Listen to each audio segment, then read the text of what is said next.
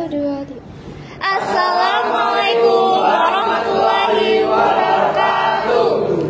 Alhamdulillahirrabbilalamin wa bihi nasta'inuhu ala amri dunya wa din wassalatu wassalamu ala asrafil anbiya'i wal mursalin wa ala alihi wa ashabihi ajmain. Amma ba'du. Pertama-tama marilah kita panjatkan puji syukur kehadirat Allah Subhanahu wa taala karena telah memberikan nikmat kepada kita sehingga kita dapat berkumpul di tempat ini dalam keadaan sehat walafiat. Karena sebab itu marilah kita bersama mengucapkan hamdalah. Alhamdulillahirabbil alamin. Yang terhormat Bapak Rahmatullah SPD MPD serta teman-teman yang saya sayangi dan saya banggakan. Izinkanlah kami untuk mempresentasikan materi Asuransi Bank Koperasi Syariah. Sebelum masuk ke dalam materi, izinkan kami untuk memperkenalkan diri. Nama saya Riliana Donelin, absen 29. Dan nama saya Yusril Nasar Bahan Muklasin, absen 36. Saya Raka Sanjaya dari absen 23. Saya Afif Miftah Fauzi dari absen 2. Nama saya Fana Jazid Asmi, absen 8. Saya Muhammad Khalil Anggara Putra, absen 18. Saya Kaisa Adela Putri, absen 13. Saya Livia Angelina, absen 14. Saya Septia Ningsih Dwi Ramadhani, absen 32. Marilah kita masuk ke dalam topik pembahasan. Oke, di sini ada 3 topik pembahasan yang akan kita lihat bersama-sama. Yang pertama ada asuransi syariah, lalu bank syariah, dan koperasi syariah. Selanjutnya, nah kita masuk ke dalam pengertian asuransi syariah.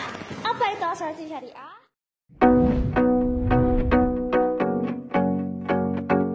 Banyaknya pengeluaran setiap bulan jangan sampai menghambat rencana kita untuk dapat menikmati hidup.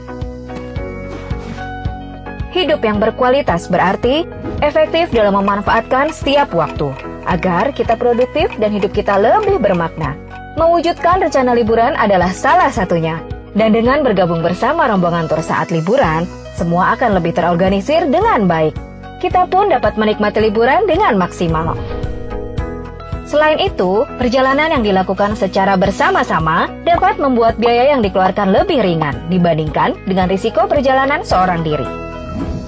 Sebelum memulai perjalanan, kita juga akan diberikan detail jadwal dan urutan kegiatan secara jelas dan transparan, sehingga dapat memberikan rasa aman dan nyaman selama dalam perjalanan.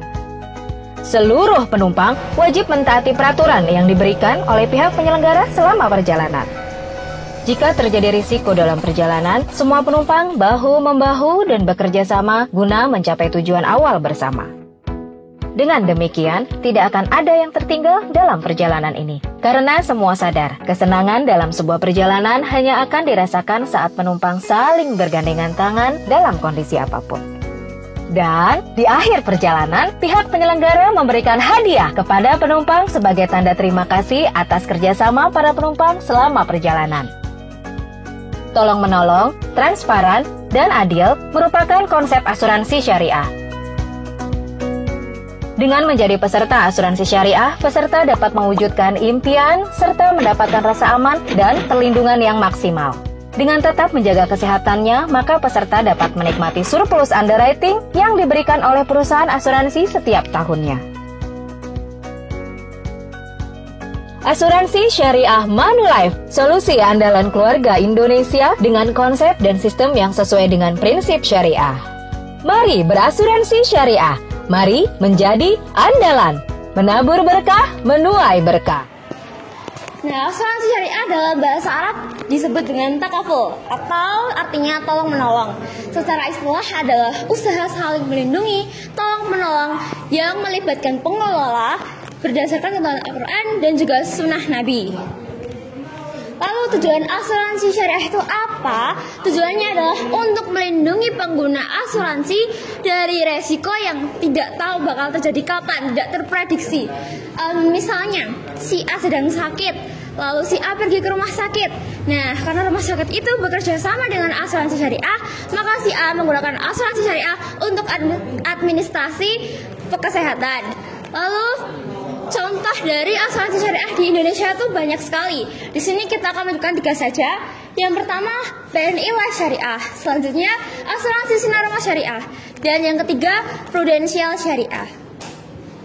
Saya akan membacakan dalil mengenai asuransi syariah. A'udzu billahi minasy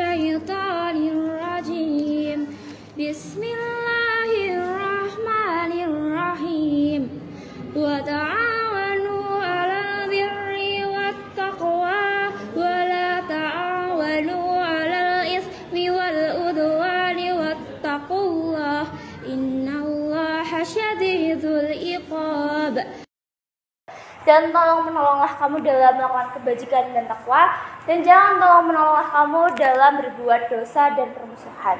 Quran Surat Al-Maidah ayat 2. Oke, di dalam materi asuransi syariah terdapat 6 unsur asuransi syariah yang akan dijelaskan oleh Kakak Septi. Selanjutnya kita akan membahas tentang unsur yang terdapat dalam asuransi syariah. Di dalam asuransi syariah terdapat 6 unsur. Yang pertama yaitu adanya pihak tertanggung. Yang kedua adanya pihak penanggung. Yang ketiga adanya akad atau perjanjian yang dilakukan sebelum melakukan asuransi syariah. Selanjutnya yang keempat yaitu adanya pembayaran iuran atau premi. Yang kelima yaitu adanya kerugian, kerusakan, atau kehilangan yang diderita oleh tertanggung. Dan yang keenam atau yang terakhir yaitu adanya peristiwa yang tidak bisa diprediksi terjadi. Selanjutnya kita masuk ke materi baru yaitu tentang bank syariah. Ini Arman yang tadinya sendirian kelak akan berpasangan. Kebutuhan pun akan terus meningkat. Apalagi bila sang buah hati telah lahir. Arman sadar, masa depan keluarganya perlu perencanaan keuangan yang matang. Sebagai muslim yang taat, Arman memilih layanan perbankan berbasis syariah. Perbankan syariah menghindari maisir, gharar, zalim. Maisir atau qimar bermakna judi atau spekulasi. Gharar adalah ketidakjelasan terhadap transaksi jual beli. Zalim adalah mengambil hak orang lain secara tidak benar. Dalam menjalankan fungsi intermediari, bank menghimpun dana masyarakat dan menyalurkan kembali kepada masyarakat yang membutuhkan.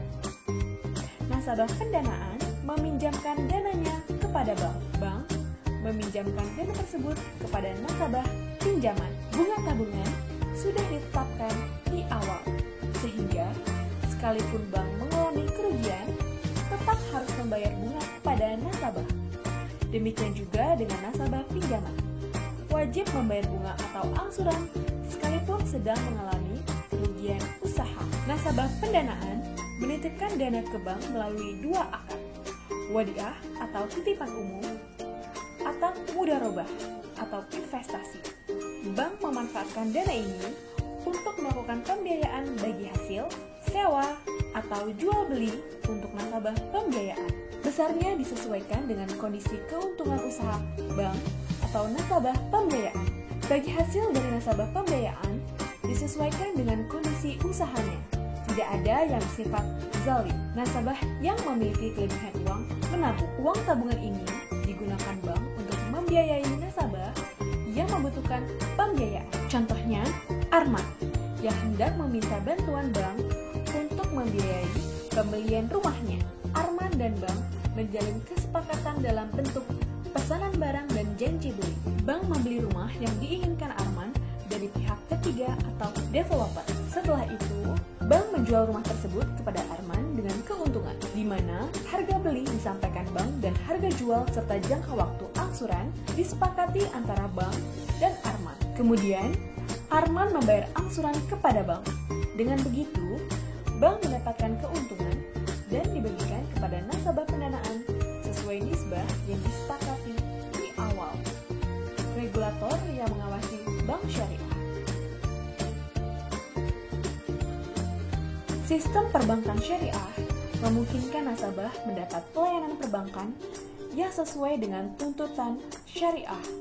Nah, pengertian dari bank syariah yaitu bank yang beroperasi menurut prinsip-prinsip syariah yang berpedoman pada Al-Quran dan hadis-hadis Islam.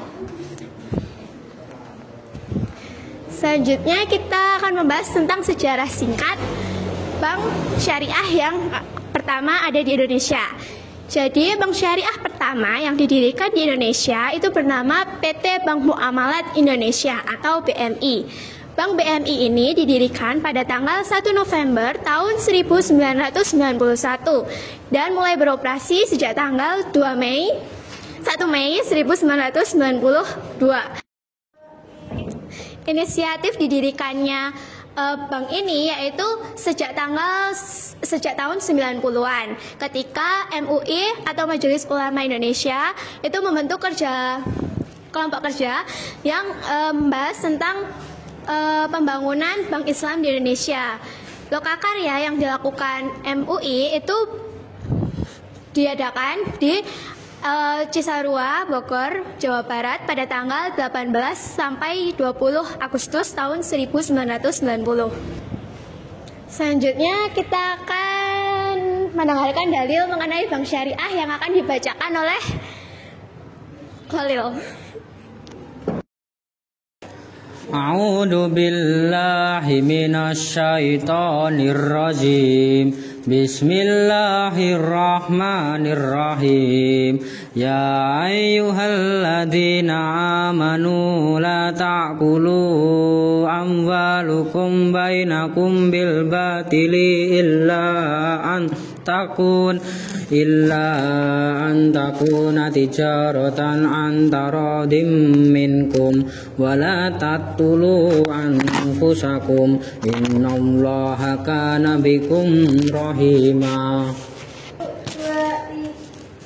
Yang artinya, wahai orang-orang yang beriman, janganlah kamu saling memakan harta samamu dan dengan jalan yang batil atau tidak benar, kecuali dalam perdagangan yang berlaku atas dasar suka sama suka di antara kamu. Dan janganlah kamu membunuh dirimu, sungguh Allah Maha Penyayang kepadamu. Oke, tadi kita udah mendengarkan Mas Khalil membaca Al-Quran. Selanjutnya kita akan masuk di materi perbedaan bank syariah dan konvensional. Nah, biasanya kita di jalan itu melihat ada banyak sekali bank-bank yang ada ya, seperti Bank Mandiri, Bank BRI, BNI, dan lain sebagainya. Dari situ kita tahu bahwa itu adalah salah satu atau beberapa contoh dari bank konvensional. Lalu perbedaannya dengan bank syariah itu apa? Akan dijelaskan oleh Khalil. Oke, untuk perbedaan bank syariah dan konvensional, saya ingin membahas sistem operasionalnya dulu. Untuk sistem operasional bank konvensional ini menggunakan suku bunga atau kredit yang melalui perjanjian sesuai hukum negara. Untuk bank syariah, sistem operasionalnya menggunakan bagi hasil atau nisbah kesepakatan. Untuk prinsip bank konvensional ini mengacu pada kesepakatan nasional dan internasional yang berlandaskan hukum formil negara. Untuk bank syariah ini mengacu pada hukum Islam yang diatur oleh fatwa MUI, Majelis Ulama Indonesia. Oke, untuk tujuan bank konvensional ini menggunakan keuntungan dengan sistem bebas nilai yang dianut oleh masyarakat. Untuk tujuan bank syariah itu tujuannya tidak hanya keuntungan atau profit, tapi harus ada kerelaan dari masing-masing pihak bank maupun pihak nasabah yang dengan menggunakan unsur tolong menolong.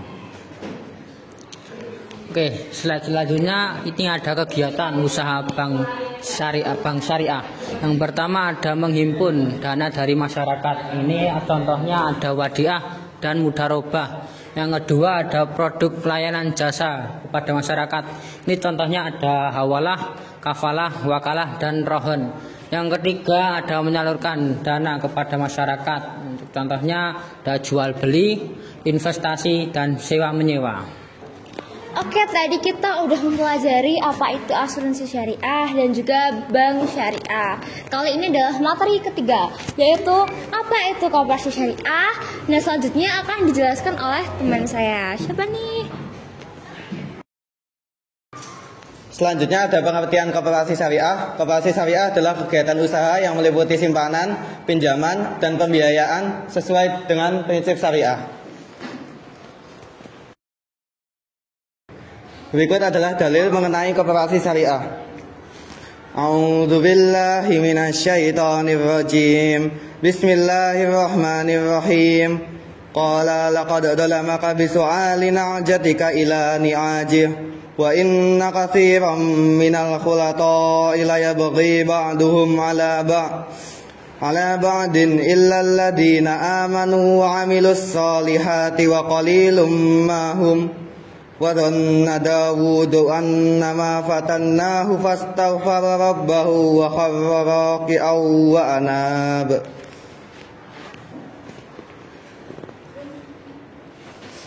Ya, Daud berkata, sungguh dia telah berbuat zalim kepadamu dengan meminta kambingmu itu untuk ditambahkan kepada kambingnya. Memang banyak di antara orang-orang yang bersekutu itu berbuat zalim kepada yang lain, kecuali orang-orang yang beriman dan mengerjakan kebajikan.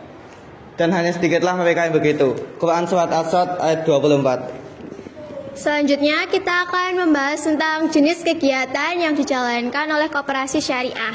Di depan ada 3 jenis kegiatan yang dijalankan koperasi syariah. Yang pertama yaitu simpanan. Simpanan dibagi menjadi 4 jenis, yaitu simpanan pokok, simpanan wajib, simpanan sukarela, dan investasi dari pihak lain. Yang kedua yaitu pembiayaan, seperti mengelola zakat, infak, sedekah, dan wakaf. Yang ketiga yaitu pinjaman. Pinjaman yang dilakukan koperasi syariah yaitu pinjaman lunak, yaitu pinjaman yang diberikan pihak koperasi syariah ke anggotanya, dan anggotanya berkewajiban untuk mengembalikan uang yang dipinjam tanpa harus membayar uang bunga. Selain ketiga kegiatan ini, koperasi syariah juga menjalankan kegiatan jual beli dan pelayanan jasa seperti sewa menyewa dan penitipan. Selain itu juga koperasi syariah juga menjalankan pengalihan utang dan pegadaian syariah. Dari 3 materi yang kami sampaikan tadi, dapat kita simpulkan bahwa dalam melakukan transaksi keuangan, baik skala mikro maupun makro dalam kehidupan di masyarakat, hendaklah mengedepankan pertimbangan kemaslahatan dan berdasarkan pada prinsip syariat Islam. Oke, tadi kita udah dengar kesimpulan dari Mas Yasid. Lalu mau tanya nih sama teman-teman yang masih ada di sini. Tadi kan kita udah jelasin ada berapa materi? 3. Wih, apa aja materinya anak-anak? Asuransi syariah, koperasi syariah. Tepuk tangan dulu. Oke, mari kita masuk ke bagian quotes. Sebelum kita tutup presentasi kali ini, kita ada quotes dari Maudy Ayunda. Tidak ada mimpi yang terlalu tinggi Dan tidak ada mimpi yang patut untuk diremehkan. Lambungkan setinggi yang kau inginkan. Dan gapailah dengan selayaknya yang kau harapkan. Oke, terima kasih telah menonton video presentasi dari kami. Kami akhiri, jika ada salah kata maupun perbuatan, kita mohon maaf sebesar-besarnya. Cukup sekian, bila taufik wal hidayah. Wassalamualaikum warahmatullahi wabarakatuh.